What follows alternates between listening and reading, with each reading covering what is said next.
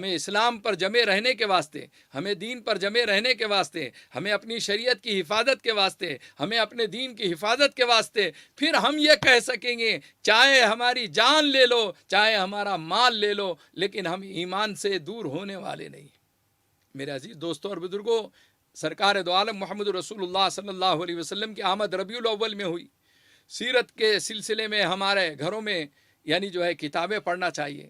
اپنے بچوں کو آپ تعلیمات دیجئے، اپنے بچوں کو سمجھائیے کہ محمد صلی اللہ علیہ وسلم کی کتنی اولاد تھی، آپ صلی اللہ علیہ وسلم کے کتنے بیٹے اور بیٹیاں تھیں، آپ صلی اللہ علیہ وسلم کی بیویوں کے نام کیا تھے۔ آج ہمیں سب کے نام معلوم ہیں، سب کے زندگی اور خاندان کے بارے میں واقفیت ہے۔ ایک بچہ کھلاڑی کو پسند کرتا ہے، کرکٹر کو پسند کرتا ہے، اس کی ساری تفصیلات اس کو معلوم ہیں۔ یہ فلاں پلیئر ہے، یہ فلاں کھلاڑی ہے، اس کی فلاں سے شادی ہوئی ہے، اس کے بچے کا یہ نام ہے، اور ساری خاندانی معلومات بھی لے لیتے ہیں۔ لیکن اسی نادان کو، محمد صلی اللہ علیہ وسلم کے ماننے والے کو، اس کو کھڑے رہ کر سوال کریں آپ۔ پڑھے لکھے لوگ بھی سیرت کا مطالعہ نہیں کرتے، یہ معلومات نہیں لیتے، تو ان سے جب سوال کرتے ہیں ہم کہ محمد صلی اللہ علیہ وسلم کے کتنے بیٹے تھے، وہ نہیں بتلا سکتے۔ وہ محمد صلی اللہ علیہ وسلم کی بچیوں کے نام بتلاؤ تو وہ نہیں بتلا سکتے۔ تو یہ سب چیزیں بچوں کو دینداری اور دینی تعلیم کے ساتھ سیرت سے واقف کرانا کس کی ذمہ داری ہے؟ یہ میری اور آپ کی ذمہ داری ہے۔ 12 ربیع الاول میں آ کر صرف کھانا کھلا لینا، یا کوئی جلوس نکال لینا، یا کوئی لائٹنگ کر لینا، یہ محبت رسول کی اگر علامت ہے تو میرے عزیز دوستو، یہ محبت رسول اور عشق رسول آپ کو مبارک ہے۔ محبت رسول وہ ہونا چاہیے جو صحابہ کرام رضوان اللہ علیہم اجمعین کے اندر تھا۔ وہ کتنی محبت کرتے تھے، وہ کتنا عشق کرتے تھے، وہ کیسی غلامی کو تصور کرتے تھے، نسبت رسول اللہ صلی اللہ علیہ وسلم پہ کیسے ناز کرتے تھے، کیسے فخر کرتے تھے۔ وہ زمانے سے مروب نہیں ہوتے تھے، وہ حالات سے مروب نہیں ہوتے تھے۔ ان کی زندگیوں کو اٹھائیے اور پھر سیرت کا مطالعہ کر کے اپنے گھروں کے اندر ایک ماحول کو بنانے کی کوشش کیجیے۔ اس وقت سب سے زیادہ ضروری اگر کوئی چیز ہے تو وہ یہ ہے کہ میرے اپنے گھروں کے اندر، اپنے خاندانوں کے اندر ہم اسلامی ماحول، سنتوں کا ماحول بنائیں۔ آپ صلی اللہ علیہ وسلم کے طور و طریقے کے مطابق ہماری گھریلو زندگی ہو، ہمارے گھروں میں خیر و برکت سنتوں کی وجہ سے آئیں گی، سنتوں کی نسبت کی وجہ سے آئیں گی۔ آج جو ہم پریشان ہیں، یہ پریشانیاں اور مصیبتیں اسی وقت دور ہو سکتی ہیں جب ہم محمد الرسول اللہ صلی اللہ علیہ وسلم سے سچی محبت اور عشق کا جو دعویٰ کرتے ہیں اس کی دلیلیں دینے کی تیاری کر لیں۔ میرے عزیز دوستوں اور بزرگوں، اس وقت ملک کے جو حالات ہیں، جس پس منظر میں ہم جی رہے ہیں، اس پس منظر میں ہم بہت ساری چیزوں میں دین کے اعتبار سے اگر سوچا جائے تو ایک دم جاہل نظر آتے ہیں۔ بلکہ اس زمانے کے ابو جہل کو دیکھیے آپ، ابو جہلوں کو اس زمانے کے اندر کیسے کیسے جہالت کے ہیں، ان کو دین کا نام معلوم نہیں ہے، محمد صلی اللہ علیہ وسلم کے بارے میں ذرا سی بھی معلومات نہیں ہے، صحیح نام بھی نہیں کہہ سکتے، آپ کی والدہ کا نام نہیں معلوم، آپ کے والد کا نام نہیں معلوم ہے، آپ صلی اللہ علیہ وسلم کی پیدائش سے لے کے وفات تک کے انہیں کچھ بھی نہیں معلوم ہے۔ وہ ادھر ادھر کی کچھ باتیں سنی ہوئی ہے وہ نقل کر دیتے ہیں اور وہ غلط نکلتی ہے۔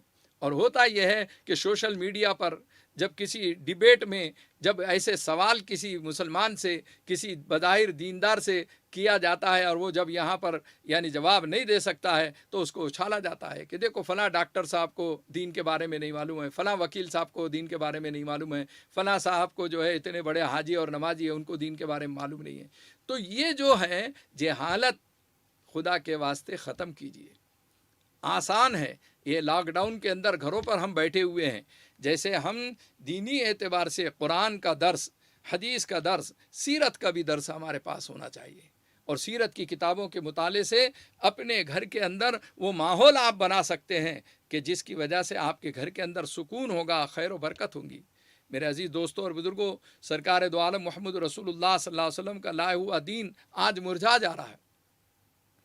آج دنیا کے اندر ایک باغیچہ ہے، اگر اس کے پھول مرجھانے لگ جاتے ہیں اور اس کی ہریالی سوکھنے لگتی ہے، اس کے درخت سوکھنے لگ جاتے ہیں، تو ایک مالی کو جتنی فکر ہوتی ہے وہ جس قدر رونے لگتا ہے اور تنہائی میں پریشان ہوتا ہے، اس سے زیادہ اس مالی سے زیادہ ہماری کیفیت ہونا چاہیے کہ آج دین مرجھا جا رہا ہے۔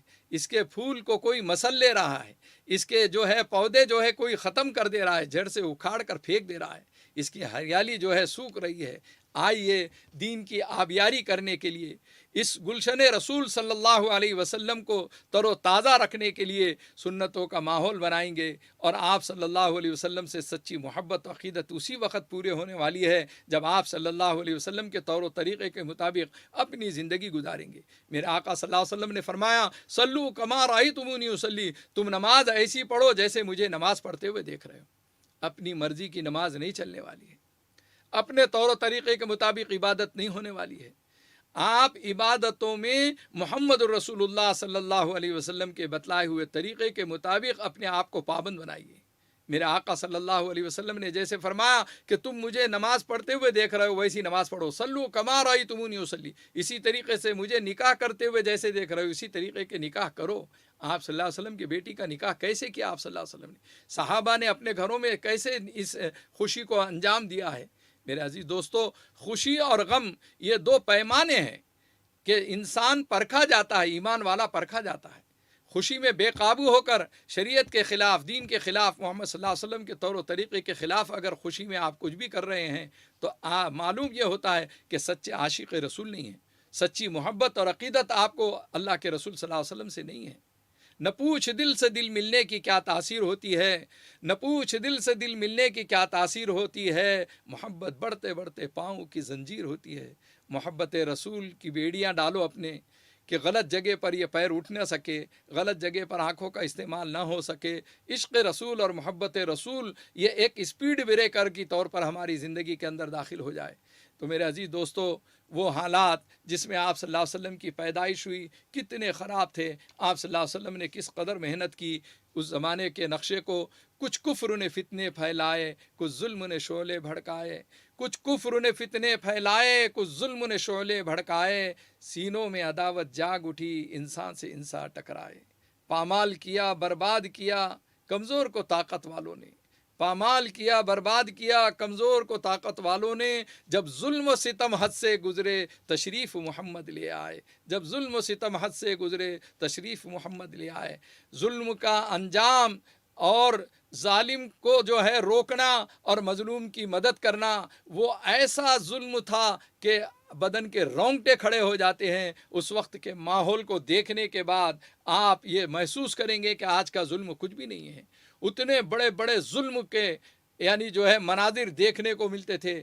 اس وقت اللہ کے رسول صلی اللہ علیہ وسلم کی تشریف آوری ہوئی ہے، جب ظلم و ستم حد سے گزرے تشریف محمد لے آئے۔ آپ صلی اللہ علیہ وسلم نے آنے کے بعد ظالم کو روکا، مظلوم کو انصاف دلایا، اور آپ صلی اللہ علیہ وسلم نے معاشرے کے اندر، سماج کے اندر، دنیا کے اندر ایک ایسا ماحول بنایا کہ لوگ ایک دوسرے کی عزت احترام کرنے لگے، ناری کا سمان ہونے لگا، عورتوں کے ساتھ جو غلط سلوک تھا وہ ختم ہونے لگا۔ میرے آقا صلی اللہ علیہ وسلم نے یہ فرمایا، من لم یرحم صغیرنا ولم یوقر کبیرنا ولم یحترم علماءنا فلیس منا، جو چھوٹوں پر شفقت نہیں کرتا، جو بڑوں کا اکرام نہیں کرتا، جو علماء دین کا احترام نہیں کرتا، میرے آقا صلی اللہ علیہ وسلم نے فرمایا کہ وہ مجھ میں سے نہیں۔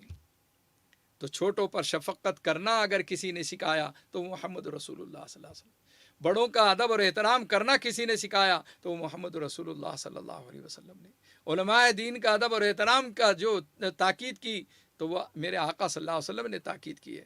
تو آئیے ہم عہد کریں کہ اس وقت ماحول کو بنانے میں، معاشرے کی اصلاح کرنے میں، سماج کے اندر تبدیلی لانے میں ہم وہ کردار ادا کریں گے جو صحابہ اکرام رضوان اللہ علیہ اجمعین نے کیا، بزرگان دین نے کیا، اولیاء اکرام نے کیا۔ اللہ جل شانہ مجھے آپ تمام کو عمل کی توفیق عطا فرمائے۔ وآخر دعوانا ان الحمدللہ رب العالمین۔ ہے ہند میں انوکھا مرکز تحفظ دین، یہ دین کا ترجمہ ہے مرکز تحفظ دین۔